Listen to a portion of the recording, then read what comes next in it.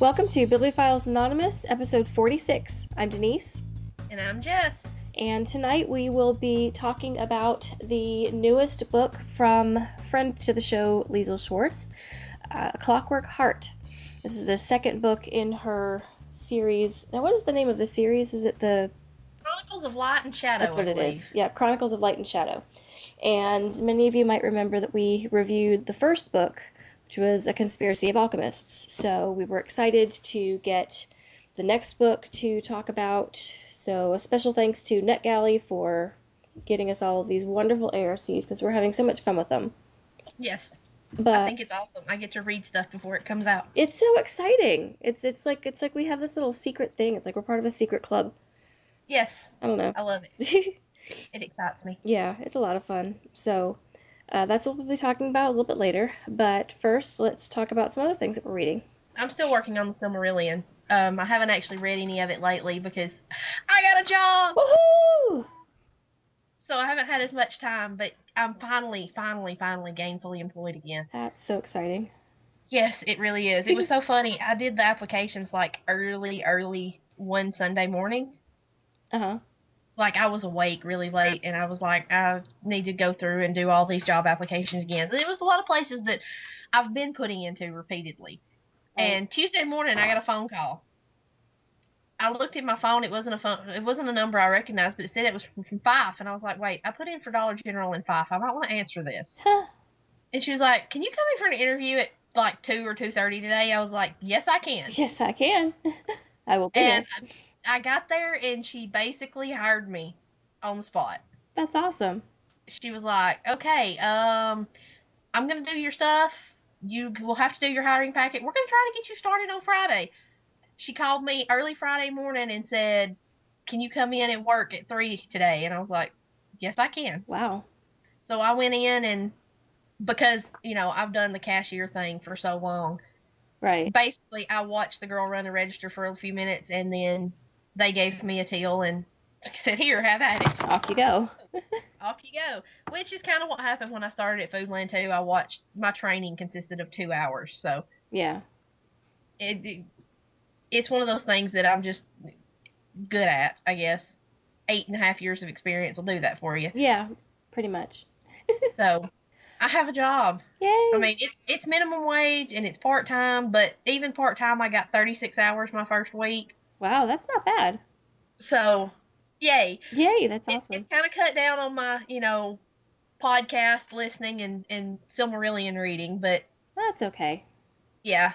And I'm reading Disenchanted & Co. Part 2, which I posted a review of the first one on our website. And I didn't realize until after I'd finished reading it that it was actually one book that had been split into 2 for some strange reason. Huh, okay. Is it just really long? No, it's not really. The first one took me like a day to read, I think. Okay, that can't be that bad. I don't really understand why it's split into 2, but I didn't realize it was. Well, as soon as I finished it and figured that out, I went back to NetGalley and they had part 2, so I requested it and got it. So that will probably be the next review I post. Okay. Will be of part 2. It's by Lynn Veal. It's kind of a steampunky. It's set in a America that lost the Revolutionary War. Okay, interesting. Yeah, it is. It's really neat. They've been really good so far. So, yeah, I am still reading. I get like either 30 minutes or an hour for lunch, depending on how many hours I work a shift. Right. So that gives me some time to read, and I can read quite a bit in 30 minutes. Yeah. Well, we both read pretty fast. We've kind of had to in order to keep up our habit. Yeah. So hopefully I'm about 70% done with it, so probably tomorrow I'll finish it if I don't finish it tonight. Okay. And I'll get a review written and posted of it soon. And I think that's all I've been reading. Although I am probably going to start reading City of Bones by Cassandra Clare, because the movie comes out in a couple of weeks. Yeah, we have a movie to talk about in a little bit. Yay! Yeah, I'm really looking forward to it. Every time that they had a commercial for it on TV, it's just like, oh my gosh. Because it looks like they're going to do a really good job with it. So I know for a fact that Cassandra Clare was on set quite a bit, and she Yeah. was absolutely raving about the cast. She loves the casting. She thinks that they were just perfect for their roles, and that always makes you feel better Yeah. about, because you think, I mean, we think that we know these characters. We don't know them half as well as the authors do. So if she, That's, if she thinks that they're embodying these creatures that have been living in her head, basically, then, that's enough to make me feel really optimistic. I'm optimistic. I'm still not sure about Jamie as Jace, but I am trying to reserve judgment until I actually see the movie. I know. I'm trying to be good. It's Trying. okay. And hey, since I have a job, I don't have to worry about trying to scrounge up the money to go Well, that's because, good. I get paid once a week. I can spare $10 to go see a movie. Well, let's see. I am finally reading Bitter Blue by Kristen Yay! Kishore. Finally. I just went ahead. I mean, it's for some reason it keeps going in the library and then out of the library, and then it shows up in their digital downloads one day, and then it's gone the next. Like, it's not even in the catalog anymore. So I just got tired of it, and I bought the Kindle version because it was on sale. I think it was like $5 or something. So I'm like, eh. It's because otherwise I'm never gonna find the stupid thing. So this is a Yeah. weird thing now because I have the entire trilogy, but I only have book two in actual physical book form. The rest, It's, the other two are on my Kindle, so that's kind of weird, but that's okay. that would Hey, annoy me. I mean, it would be bad enough if it was the first book or the last book was the only one I had in a physical copy of. right? The one right in the middle, that would just violate my. It's not really my OCD because I'm not really OCD. My anal retentiveness, I guess. Yeah. It would just it just violates it violently. Well, and it wouldn't be this way necessarily, except that this is the one that I happened to find at the bargain store for like $1.99. Yeah. So I had to get it, you know. Hey, maybe you'll stumble across the other two cheap. Yeah, well, I'm hoping so. I actually I've seen Graceling in the same store, but it was in hardback, and my Yeah. copy of Fire is in paperback, so, that doesn't Yeah, work for me. you can't mix those either. You can't mix No. hardback and paper. I've got a few hardbacks that I have the rest of the series in paperback, and I'm always looking for the ones I have in hardback in paperback so that I can trade in the hardback Yeah. so that No. they all match. Yeah, Because I don't and like hardbacks anyway. well, it doesn't matter to me which one I have typically as long as they're the same. Uh, but to be honest, I haven't really read that much in Bitter Blue because I had to stop and read this book that we're talking about tonight, and then I've also started rereading Hunger Games by Suzanne Collins, in case nobody knows that, which I think everybody does by now. Yeah. Uh, Of course, we're both also going to have to make time to read the new Chloe Neal book. I know, I don't know when, but sometime. I don't know. That's one of those that usually I started, I can't put it down, so I may start it tomorrow when I get off work and have it finished by tomorrow night. Yeah. But so yeah, I'm rereading Hunger Games. It's been a while since I've read it, and I really liked how they did the movie, but there's a lot of things that were different, so I've seen the movie more recently than I've read the book, so there's some things I was like, oh yeah, that was different. Uh, Kind of those moments that I've been going through. Uh, but I also want to reread Catching Fire before that movie comes out, so I'll probably go ahead and reread the whole series off and on in between other things. But the main reason that I'm rereading it is because we will be talking about it next week as part of the Tavern Book Club over at Yeah. the Malorian Tavern. So anybody who would like to participate in that, go ahead and grab your copies of Hunger Games, or, you've already read it, you know it well enough, just come on and be a part of the discussion because it's a really, really good book. It really is. I was at first, it was one of those that I was skeptical of because of the hype. Yeah, And I was like, okay, I know how this usually works. Books get hyped like this, and then they're really not as great as the hype makes them out to be. And, right, Harry Potter is one of the very few exceptions to that rule. right. But Hunger Games was actually really, really good. And I don't normally like the dystopian future type stuff like that. Well, I don't mind it. But I actually usually like that sort of thing, but it depends on how it's done. You know, true. Hunger Games is really good. And then I read that I think it was called Birthmarked by Kara M. O'Brien, which was good, but it was just it was one of those dystopian future things, and it was I don't know how to explain why I didn't enjoy the setting as much. Right. It was just a little too weird, I think. Right.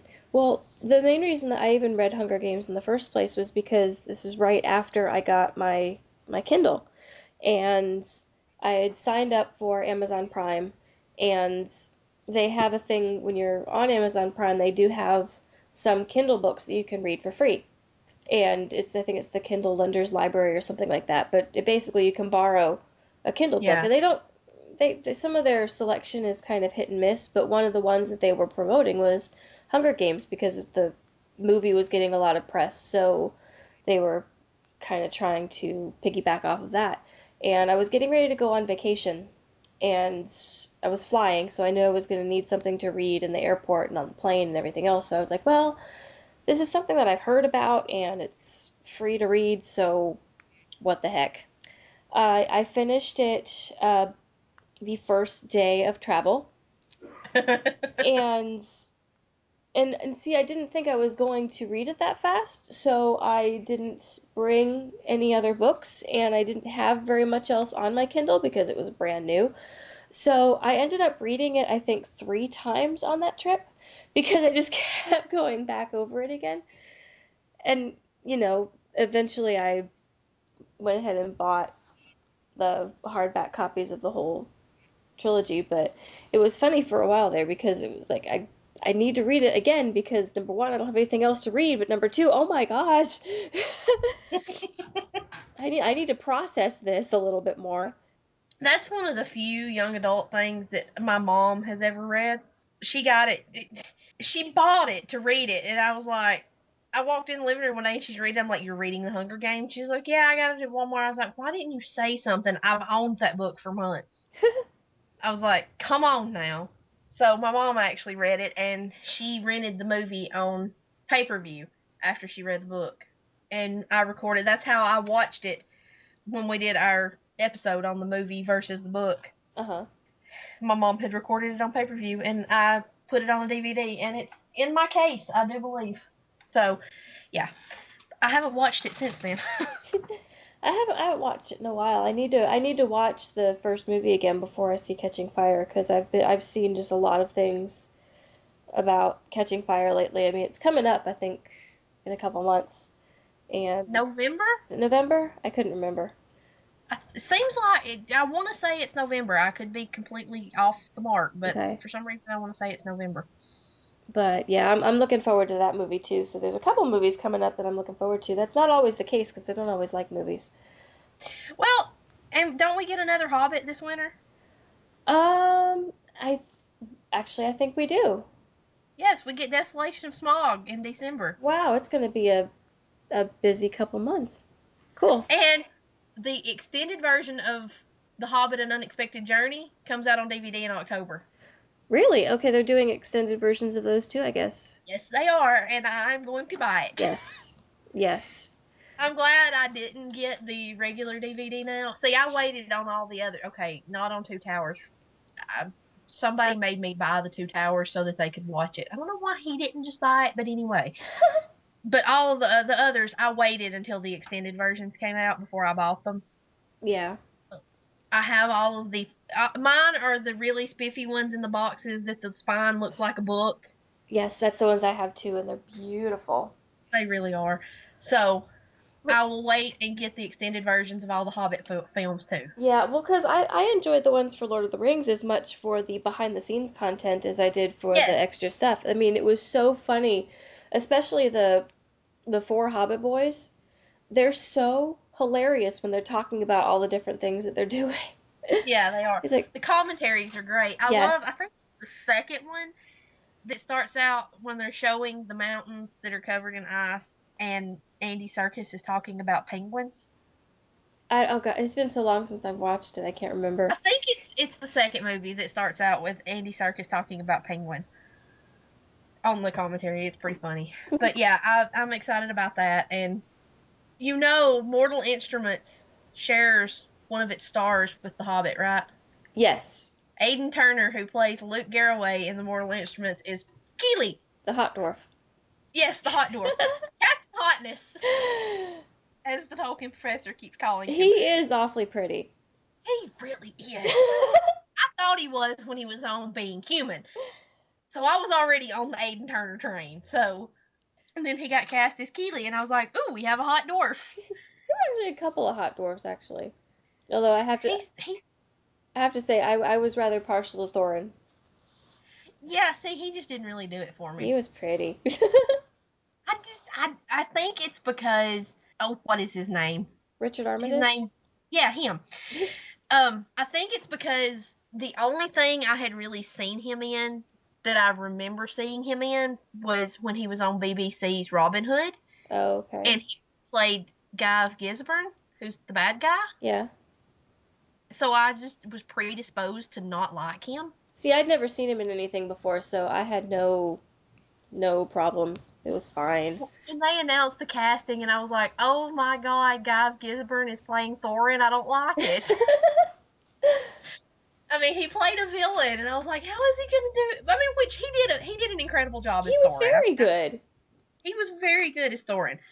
But I was kind of predisposed to not be happy about that because he had played the bad guy.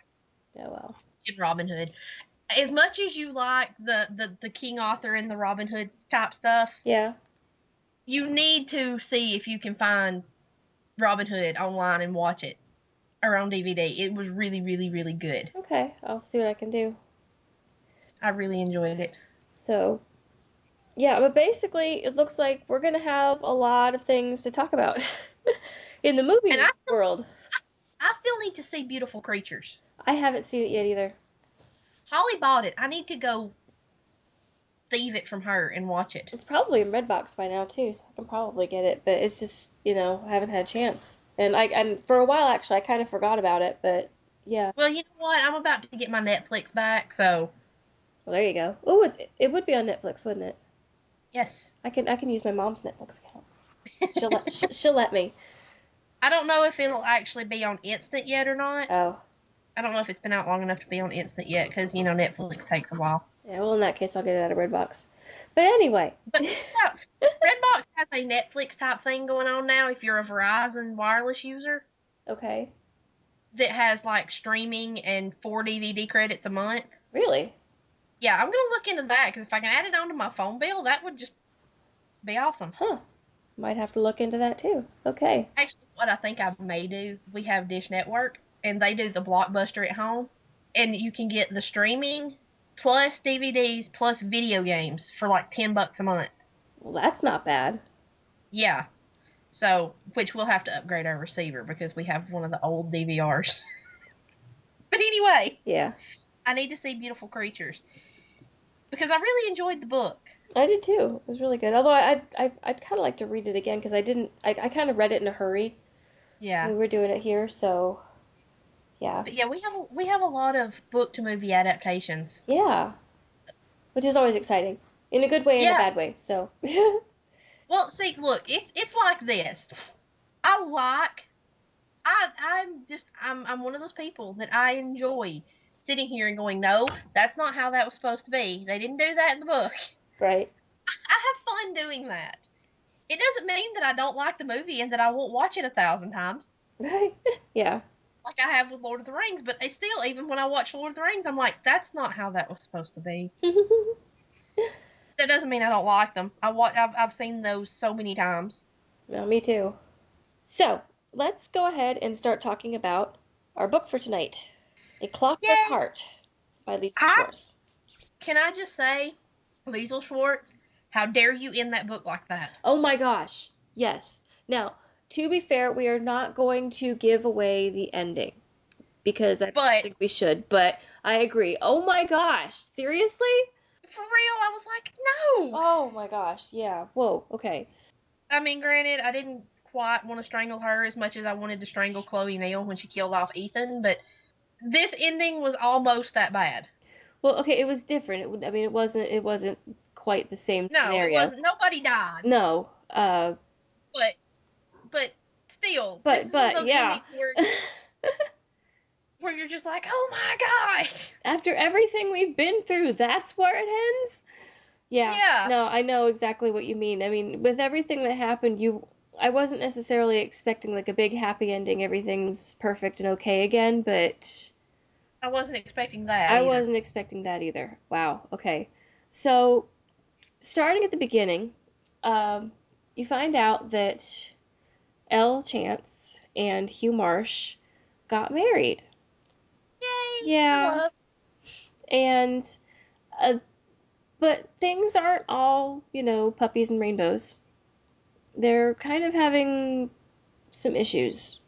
Yeah, because she wants to keep flying and Well, she's so used to being independent, and she's very proud of being independent. And Marsh has basically given up being a warlock. He's had his powers bound so that now he's just like a mortal. And here Elle is out taking risks and doing all of this other stuff when he just wants her to stay with him and can't really understand why she doesn't feel the same way. yeah. And At one point he tells her it's her duty to stand by her husband, which, that would kind of piss me off. well, to be honest, I mean, I could see both sides. Well, I could understand why she still wants her freedom and she doesn't want to be tied down the way that most women in their society were. But at the same time, he gave up a lot to be with her, and she was not spending hardly any time with him.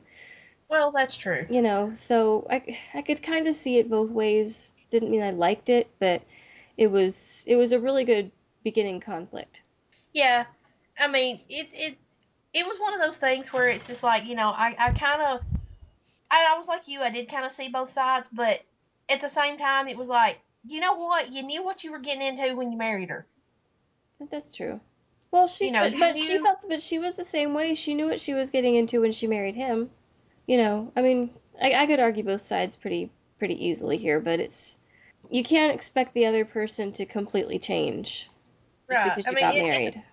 it's a two-way street. You have to compromise. You both have to work And it on. seemed like neither one of them were really willing to compromise, although Marsh was trying. And I don't know if Elle was as much. Well, she. One thing I have to say about her is she's always been kind of aggravating when it came to this oracle business about how her refusal to, oh, I'm not the oracle, yada yada, I don't want this. She's kind of whiny about it. Yeah, and she still is in this book too.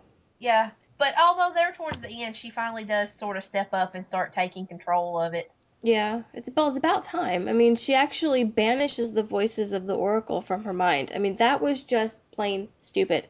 Yes, I was gonna say that was really dumb. That was a really stupid thing to do. I mean, these are the people who you are responsible for the barrier between the world of light and the world of shadow. You might think you want some help with that, because it's a For real. pretty big responsibility that's resting on your very inexperienced shoulders. Just Yeah, saying. because I mean she had like no training None. at this. She wasn't brought up as the successor to the Oracle. Nope. All she's got are these voices.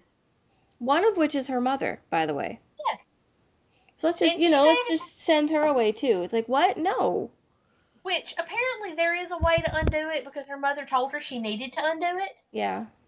So hopefully she will figure out how in the next book. Yeah, maybe she'll come around. I hope so. But she needs to embrace this being the Oracle thing. That's the only thing that's gonna make this work out. Yeah. And see, the thing is that in some ways she's trying to be so independent and, a modern woman, so to speak. But in a lot of ways she's still very immature. Yeah, And she's still what, 20, 25? oh, I don't remember how old she is. I mean, I think it she's said in at the very end it said something about I think it was her 25th birthday. maybe it was, I don't remember.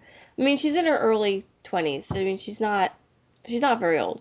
And granted, she's still learning about what it means to be a wife because they haven't been married for that long yet. And she's learning how to balance all of the things that happened in book one with learning that she's now the Oracle and still wanting to expand her flying business, and now she has these new responsibilities and duties as a wife. And I mean, there's a lot going on, so you can understand why she's a little bit frustrated or she's letting things slip. But it's just, I think part of it was her attitude just about it. Just kind of got under my skin. Although, I will say, I did like this book a lot better than the first book. Yeah. I didn't, not that I didn't like the first book, but there were some things that really got on my nerves about Elle as a character in the first book. The main point being when her father was kidnapped and she was trying to find him, and that whole plot line. She spent a lot of that time kind of being silly, and the whole like kind of flirtatious thing that was going on between her and Marsh and traveling around. There seemed to be whole chapters where she completely forgot that she was looking for her father. Yeah. And I don't know, well, I can't really say for sure, but I would just think that if my father had been kidnapped and I was worried that somebody was going to be killing him or making him do some kind of horrible experiments because her father's a scientist, and, it's a serious situation and it didn't seem like she was treating it as such. Yeah. And that part of her character was different in this book. Yeah. When when everything's thrown down and the whole serious part starts happening, she takes it as serious as it should be. But anyway, let's talk about something that happens in the very beginning of the book, because it kind of confused me a little bit. Okay. And that's when she's flying this small chartered flight, and she arrives at the station airport. I don't remember what they called it, but with the big airships, and she runs into an old friend named Ducky, and she finds out that he's traveling as the first mate on this ship with this other guy as captain. I think his name was it Logan Dashwood? Yes. I could never figure it out. Now, he came back towards the end of the book, but I could never figure out whether he was a good guy or a bad guy or just a neutral guy, because he was using some... They get into this poker game, and he's using some shadow power to help cheat at cards. Yeah. Which Elle finds out, and she's able to counteract it, and she actually bets and wins his airship from him, which I actually thought was really funny. Yeah. What I took away from this, by the fact that he didn't show back up until the very, very end, is that he's going to be important in the next book. See, that was kind of my thought too, because I was expecting him at the beginning to be a lot more important in this book. Yeah, I kept expecting him to pop up and be like, I want my ship back. Yeah, or because I thought when it started, I thought that was going to be part of the main conflict, that maybe he was going to be either the villain or working for the villain, but he was nothing, really. Yeah. I mean, in the grand scheme of things. And I have a feeling he's going to be important in the next book. Okay. You want to know who I want to know about? Okay, who? Jack. Yes. I want to know who he actually is. He was a very interesting character. Okay, we need to explain who he is. Yeah. One of the times when Elle goes into the shadow world, it's right after Marsh disappears. She gets into this forest in the shadow world, and she meets this guy. He's Fae. He's one of the fairies, and he's of the shadow world, so he's not allowed to cross over unless he promises, not to harm anyone or anything. He has to take an oath. Well, anyway, she runs into him, and you get the idea that he's somebody sort of important. Yeah. But he makes her promise a favor that he can call in, and she agrees to take him across the barrier. Which is another one of those things I kind of wanted to slap her for. I'm like, you're an idiot. Yeah, because I mean, he wasn't just one of the Fae. I think they said he was one of the older Fae. Yes. Which means he kind of comes across as seeming very quirky and not as dangerous as you might want to take one of the older Fae. But she is warned afterwards, like, you need to really be careful with this guy because he is a lot more trouble than you think he's gonna be. Yeah, well, that's the thing about if you in any traditional fairy story about the Fae, like the Irish fairy tales and things like that, they're very deceitful, and if you aren't very very careful about the way you word things with them, they will look for loopholes. Yeah. They will exploit any loophole they find, and I get the sense that he's that kind of Fae. Yeah, because he was trying to help her, and it because he was the one that kind of gave her advice as far as how to actually defeat the lady in white, which we'll talk Yeah. about her in a second because I liked her as a villain. She was really Yes. cool. But, so he was helping her. Now, I'm obviously it's not for free. Something's going to have to come. I'm sure Oh, he's going to be in the next book too. oh yes, I because he's now on this side of the barrier. Yeah, and I don't think he's just going to go away. I just got No, that impression. um, we haven't seen the last of him either. no, I don't think so. But yeah, I want to know exactly who he is and what he's after, and because I kind of get this sinking sensation that when we do find out who he really is, he's going to be one of those Fae characters that everybody recognizes. Yeah, That's sort of been in a lot of stories. I could see that. So that's going to be interesting finding out who he is. Yeah, I could definitely see something like that happening. But anyway, moving on a little bit, we find out that, like I said, Ellen Marsh, they're having some conflicts as far as her role in the relationship, basically, because he doesn't think that he has a problem, which maybe he doesn't, maybe he does. I'm not going to judge. That's up to them. But anyway, he doesn't. She gets a charter to fly to Singapore, and he doesn't want her to go. And she decides, look, I want to grow the business. He's really angry at her for gambling and winning the other airship. Yeah. He doesn't like the fact that she was in this, kind of seedy pirate bar, or not pirate, pilot bar. He doesn't like the fact that she was so reckless in gambling, and she's like, well, he was using the shadow magic, so I just kind of counteracted that. It was fine. I was not going to lose. And he was like, you still took way too much of a risk. I agree with him. What she did was stupid. But anyway, he doesn't want her to go to Singapore, and she's like, heck with that. I'm going to Singapore because this is important to me, and you're not understanding that. Well, Again, she did ask him to go with her, and instead of, that making things better, that he could say, okay, well, I'll be there to look out, he gets even madder. yeah. Oh, but what kind of husband would I be? Yada, da, da, da, da, da. And I'm like, okay, you're both kind of idiots, but Yep. whatever. Again, this is one of the ones that neither one of them is right and neither one of them is wrong, which, again, actually, I really liked that because it was very realistic. Yeah. Because most marital arguments are like that. It's like, nobody's really right, nobody's really wrong. You're both just kind of being stupid, to put it bluntly. You're both just, being stubborn and hard-headed and... Right. Also, before we get much further than that, I have to say I was really, really happy that Adele was still around. Yes. Now, anybody who's read the first book, remember, Adele is the little fairy that Elle had rescued. And, the little absent fairy. Yeah, and she had been kind of living with them and sort of creating chaos. The housekeeping staff really doesn't care for her too much. But I was glad that she was still around, just because I really liked her and her little asides. Yes.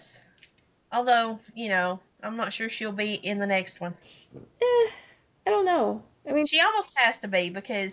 Yeah, because it's a thing now with her the little parts that are from her point of view, and yeah, she's another one. I don't think we've seen the last of her. She may not be in the next one for long, but I think she's going to be there.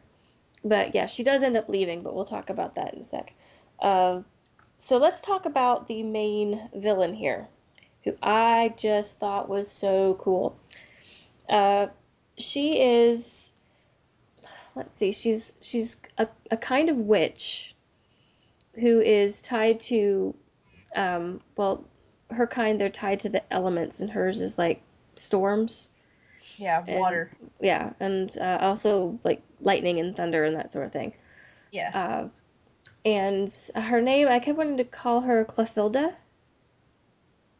I don't, That works for me. yeah, and I'm not sure where exactly she came from. A lot of that wasn't really addressed, but she was they call her the Lady in White or La Dame Blanche Yeah. because she wears these white robes or dresses. She has really really long white hair, very very pale skin, and the only thing that really has any color on her is her eyes, which are kind of a bluish green, I think it was. She also, this is has some elements of the very first episode of Supernatural. The thing that they track down is called the Woman in White. Oh really? Yes, and what it is, a woman in white is it's not a witch or anything. She's a ghost, but what she has in common with this lady in white, it talks about how she could seduce and entrap men. Like Yes. her voice is very what the woman in white in Supernatural, what that legend is this woman, she was, I think her husband cheated on her and she committed suicide. That's how you become a woman in white.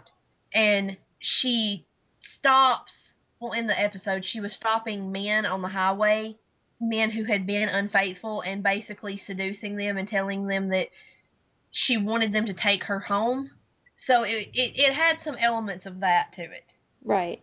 which Um, I thought was really cool. yeah, and although this Clothilda is not, she's not a ghost, No, but she's actually a witch. yeah, but that's a neat little parallel though. But she has this, I guess she's given kind of a job, sort of, by this group called the Consortium, which is made up basically of these people who control the financial markets around the world. And they have a job for her, basically working at the place that produces spark, which uh, is what we would call electricity, but they call it spark. And one of the things that she's doing is she's basically helping them create this kind of army of what are essentially zombies, but what makes them so that she can control them is that this is gross, but their hearts are removed and a heart made out of clockwork is put inside it. Yes. Okay, ew. That's not Yeah, that dark. was That's not dark or anything. yeah, that was kind of creepy. It was really creepy, and she's really like happy about it. And uh, so they just keep going around. They have the help of some gypsies, particularly. Who are immune to her power, oddly. Yeah, see, I want to know a little bit more about those gypsies. Mostly because I really, I don't know why. I'm kind of intrigued by gypsies in general. Yeah, Um, I have been too. and so you have the the main one that's kind of helping her. His name is Emilian, and he he's doing it to earn money to help his sister Florica, and you can tell that he really cares about his sister, but it was hard to see. It didn't seem like he didn't really have a strong connection to Clothilda. He was strictly in it for himself. He wasn't really on her He side or didn't on anybody believe else's in her side. cause. No, not at all. But he helped her find people to basically install these Yeah. clockwork hearts into. They had a machine that basically ran people through and they came out. I mean, basically mindless. I mean, zombies is the best way to describe them, although they're not really the way you usually think of zombies. No, Because they're they did refer to them as the undead, so okay, well, I would go with zombie. yeah, okay then. But in any case, they come across Marsh one night while Elle is away, and he gets captured and becomes one of them. And Clothilda is kind of taken with him, number one, because he's so handsome, and number two, because she can feel that he has this power that's been bound. And so she's thinking, if we have this one who is so powerful, um, my powers can combine with his powers, and oh, team will make, and he can be in charge of my army, and it will just be wonderful. And she's very taken with him. Yes, very. Yes. Kind of creepy, actually. Kind of creepy? I mean incredibly. Oh my gosh, she's a piece of work, that one. But anyway, so Elle comes back and she finds out that her husband has been missing for several days. And of course she feels very, very guilty because she says, well, if we hadn't fought and I hadn't been so stubborn about the charter to Singapore, then I would have been here and he wouldn't have gone off by himself and he wouldn't have disappeared.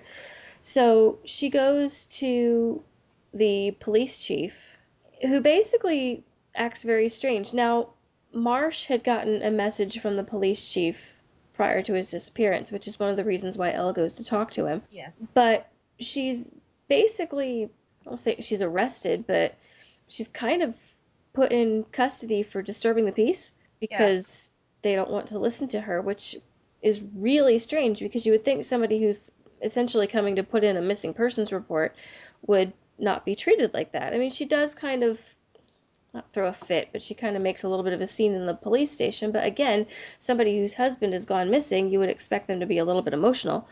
And they just basically treat her like a criminal. And her father and some of her, household people come and they get her out and everything's fine.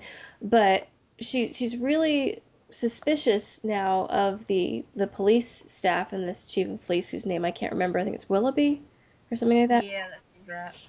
It's a long word, starts with a W. Anyway, so now she's not quite sure where to turn, and she very, very happily turns to one of my favorite characters from the previous book, and that is Louisa. Yes. Who is a vampire. Yes, I liked her a lot. And she Louisa's always been good friends with Marsh, and they're trying to figure out what to do. Eventually they get some information. They find that there's this pub where certain people have been hanging out, and mostly it's the gypsies, and there's been some word. Well, they also find out there's this guy. His name was Jasper. Yeah.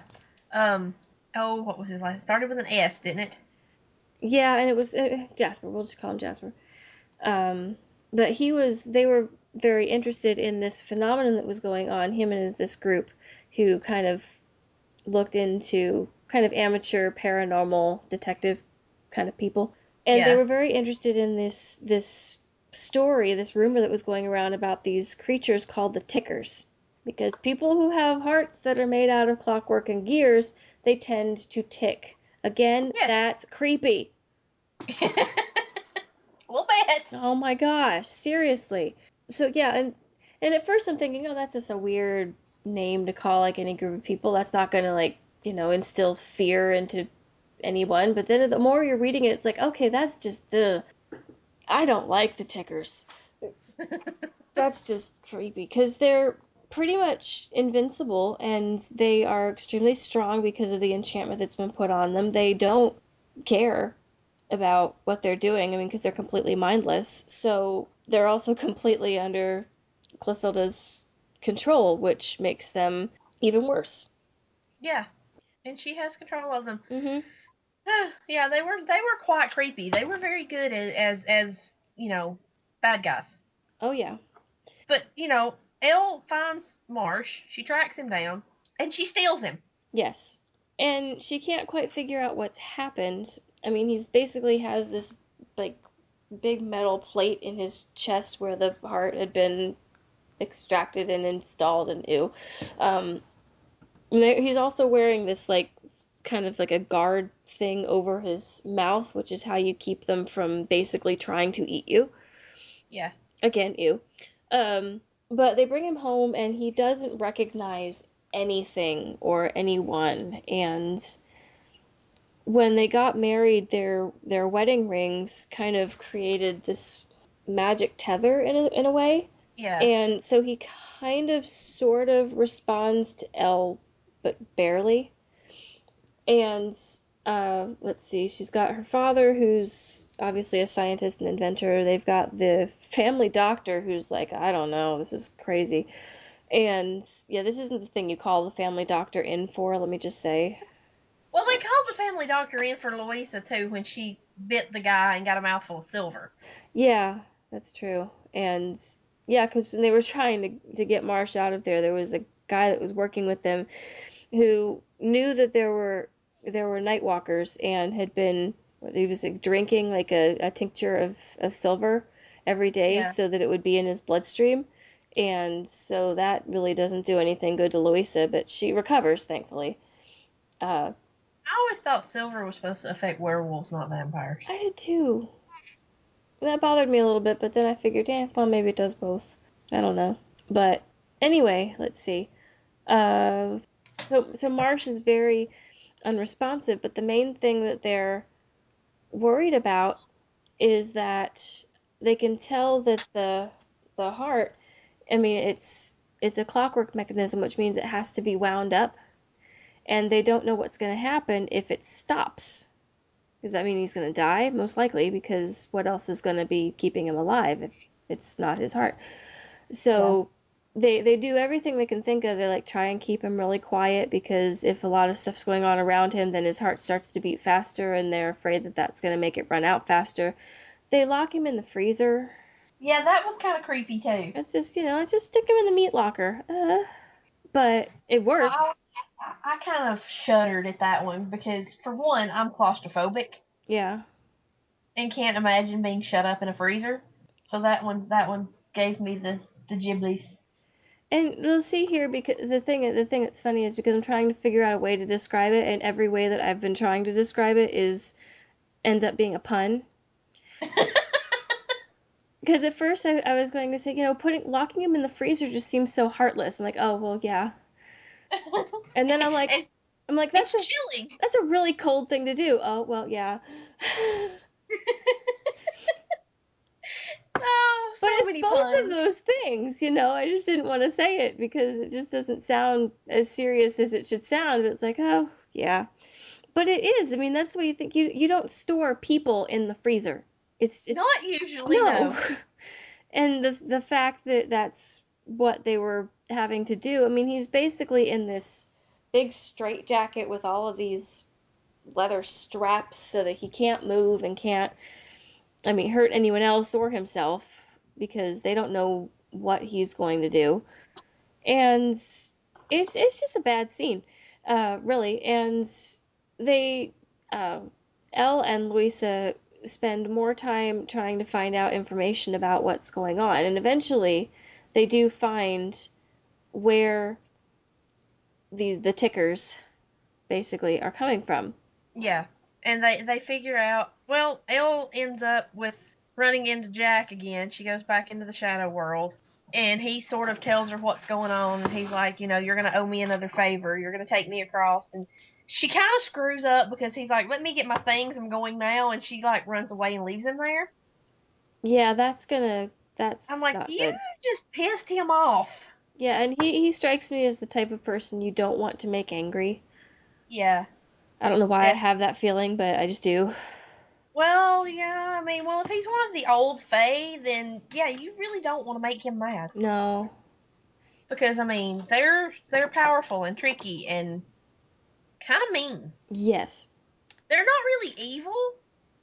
They're very self-interested. Yeah, you can say that you cannot trust them to have any loyalty to your cause. No. Because even if you pay them or do a favor for them, there's always the chance that somebody's going to come by and either pay them more or do them a greater favor, and then that's who they're going to go with, no matter what. Right. So, yeah, making one of these guys angry with you is not the best course of action. I understand why she did it, but it's not a good idea. No, really wasn't. No, And a lot of this could have been avoided if she hadn't have banished the voices. that is also true. Because she does find out actually from Jack that basically she is as the Oracle, she's the Queen of Shadow, Yes. and she can command the creatures of shadow to a certain degree. She's still kind of working on that because she hasn't studied and she hasn't embraced the Oracle and she hasn't let the voices teach her what she needs to do. Yeah, because, she knows better than they do. Of course she does. Because she's only been the Oracle for a short, few months, and they've been oracles for centuries, but whatever. And, she's 25. She knows everything. Oh, well, yeah. That's true. And, when you're 25, you kind of do think you know everything. Yeah. And then real life comes and whacks you upside the head. Which I think that happened quite a bit to her here, so I'm kind of hoping that in the third book, she's, like, the rest of the stuff that annoys me about her is not there as much. Yeah. You know what I mean? Yeah, I was going to say, I think she kind of got her real life wake up call. She grew up a lot by the end of this. Because we're probably going to start thinking about wrapping it up because we're getting too close to the big ending. Yeah. Which we're not going to talk about. You're just going to have to figure it out because we're not happy. No. We're not happy at all. And, yeah, I definitely will have to stalk NetGalley for book 3. Yeah. Well, I was looking at it on Goodreads, and book 3 is called Sky Pirates, and it is expected January 2014. So I should be able to look in a couple of months. I'll start watching. It shouldn't be too long. Okay, and Sky Pirates also gives me the impression that Dashwood will be important in that book. Yeah, according to the blurb on Goodreads, they're going to Cambodia. That's another thing I enjoyed about these books is, we've been to Constantinople and all these various places. That's another pretty cool aspect of these books. Yeah, you get a lot of, and she does a really good job of describing all of these places, I think. Now, they didn't travel as much in this book. They did a lot more traveling in the first book, and looks like they're going to be doing some more traveling in the third one. But this one, they pretty much just stayed around London, which that's fine. London's cool. But, yeah, the next one sounds really interesting, and we'll have to see if we can get it. I mean, we've gotten the first two. They should know that we like this person. Yes. I'm sure if it shows up on NetGalley, we'll be able to get it. Yeah. I will definitely keep an eye out for it. Okay. But anyway, so yeah, we both enjoyed this book. We both agree that it's a step up from the first book, which is always good. You always want to see authors kind of come into their own and improve in their craft as they go, because there's nothing more disappointing when you're reading a series that the first book starts off really, really good and then it all kind of just fizzles out. Yeah. I got the feeling that she's not doing that, and just the way that this one was I mean, a pretty good step up from A Conspiracy of Alchemists. I mean, I didn't like that one, but I like this one a lot more. Well, any new author, their first book is not going to be as good at subsequent books if they learn anything in the process. Like through the they're going to make less mistakes in their draft. Right, true. So the editing process is going to improve it that much more. Right. So, it's always good to see a second book that improves that much. I mean, like I said, I'm with you. I really enjoyed the first one, but this one was a lot better. Mm-hmm. And, that gives me hope for book 3. Yeah, the book 3 it definitely looks like something that we should like, and we should definitely try and get. Yes, we will definitely keep an eye out on NetGalley, and hopefully we can get that one as an ARC as well. That would be awesome. I do want to mention before we go. Okay. I know you've all heard me to mention the Tolkien Professor a few times. Just a couple. He started a thing called Mythgard Academy, which is basically a master's level accredited online school where you can take classes on things like Harry Potter and Lord of the Rings and things of that nature. Well, now Mythgard they have an Indiegogo fundraiser going on. Okay. And what it is they're raising money, and they have a goal of $10,000. And if they meet their goal, they're going to offer free courses for anybody. Really? Yeah. And if you donate at least $25, you get a vote in what courses will be offered. You also get a Mythgard mug. Well, I'm in now if there's a mug involved. Well, there's different levels of money. You can donate anything from $5 all the way up to $10,000. But the more money they raise, the more classes they'll be able to do. And I'm really all for this. And they've got 44 days, 42 days, 40 something days left in their Indiegogo account, and they started with 45 days. Okay, they started this 3 days ago, and they're already 50% to their goal. Wow, that's awesome. Yeah, but what they're going to do these sessions, they're going to do a U.S. evening course and a European evening course, so that people everywhere can participate. Okay. Well, send me a link to their Indiegogo page, and I'll add it to our show notes. Because this is something, and I fully intend to donate at least $25. Yeah. When I get to where I can, because I think it's a fantastic idea. And they're going to do things like Harry Potter and like Lord of the Rings and Dune and all of they call it fantastical literature. Mm-hmm. Which I think is a great description. Yeah. And I'm just even if I don't get to participate because of the way I work now, I still want to donate to this because I think it's just a fantastic idea. Yeah, it's definitely a worthwhile cause. So. And I love Dr. Olson. I love his podcast, his Silmarillion seminars. I've gotten so much more out of the Silmarillion listening to those than I have any of the other times I've tried to read it. I really need to listen to him. I still haven't done it yet, and I've wanted to. It's just I haven't had a chance. Yeah, well, it's understandable. You have, kids and a husband and a life outside of sitting in your room and staring at four walls, which is what I've been doing for the past 2 years. Well, and we've been busy, and we were on vacation for a week, and it's just there's a lot of stuff going on. But anyway, so I'm definitely planning on doing it, and as soon as I get the link to the Indiegogo thing, I will put it in our show notes, and I will also donate just because, like you said, it's really a worthwhile idea and something that sounds like fun. I would love to do the Mythgard courses. It's just like any college. You have to pay the tuition, even if it's cheaper to audit than it is to actually take the classes. Mm-hmm. I can't actually take the classes because I don't have a bachelor's degree. Oh, okay.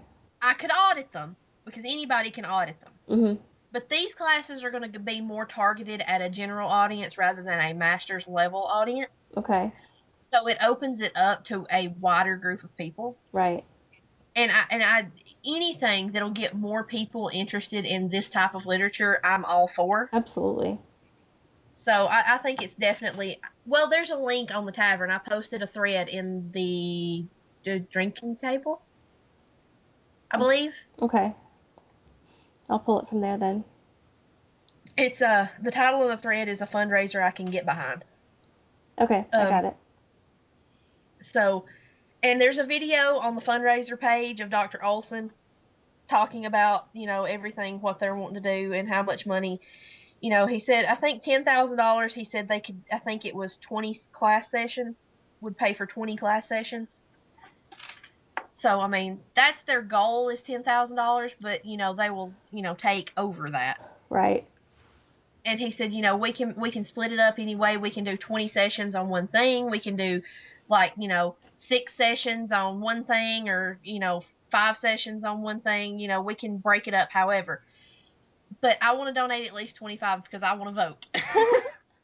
Right. And I want a mug. I need a new tea mug. Mine got broke.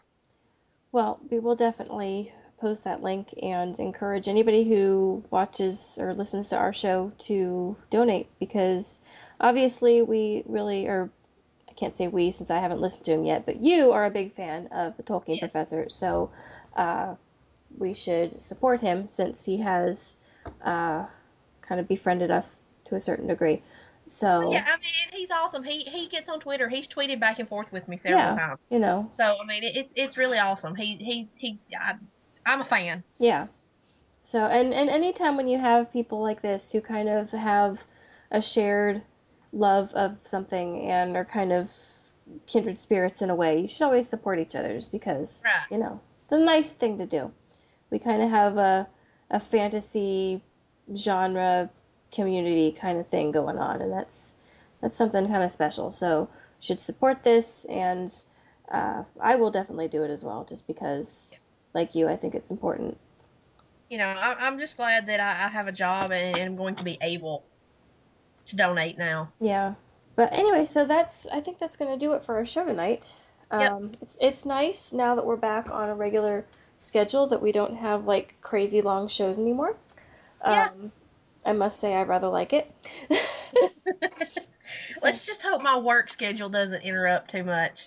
Well, we can be flexible. I think we were originally planning on recording a different day and we had to switch it, and but that's fine. It's I can work around. I'm just happy for you because I know this is something that you have been struggling with for a while now. So Years. Yeah. I will do whatever I have to make sure that we can make all this work. So don't worry about that.